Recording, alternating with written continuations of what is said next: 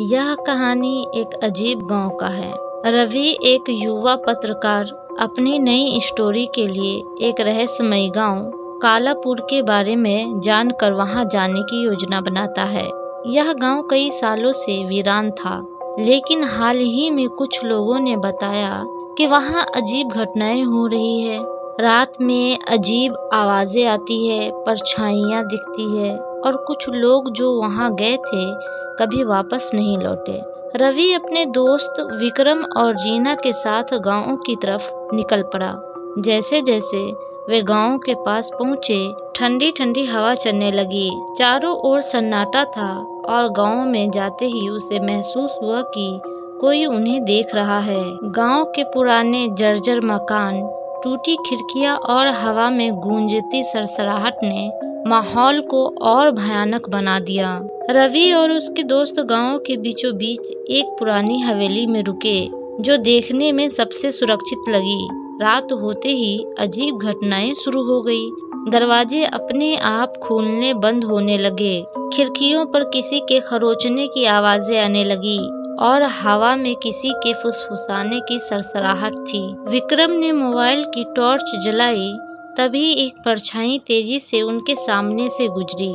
रीना डरकर चीख पड़ी। रवि ने कैमरा ऑन किया और वीडियो रिकॉर्डिंग शुरू की, लेकिन स्क्रीन पर सिर्फ धुंधला कुछ दिखा। अचानक कमरे का दरवाजा जोर से धड़ाम से बंद हो गया। अगली सुबह वे गांव के एकमात्र बुजुर्ग आदमी बाबा रामनाथ से मिले। उन्होंने बताया कि यह गांव एक भयानक श्राप से ग्रस्त है। 100 साल पहले इस गांव में राजा वीरेंद्र सिंह का शासन था। उन्होंने निर्दोष गांव वालों को मारकर उनकी आत्माओं को हमेशा के लिए इस गांव में कैद कर दिया। वे आत्माएं अब भी भटक रही है और किसी को गांव से जिंदा जाने नहीं देती। रवि और उसके दोस्त जैसे ही गांव छोड़ने की कोशिश करने लगे, गांव का रास्ता गायब हो गया। तभी अचानक हवेली से डरावनी हंसी गूंजने लगी और चारों तरफ सफेद परछाइयां घूमने लगी। एक लंबी काली छाया उनके पास आई, होने लगी, तुम यहाँ से जिंदा नहीं जाओगे। रीना बेहोश हो गई।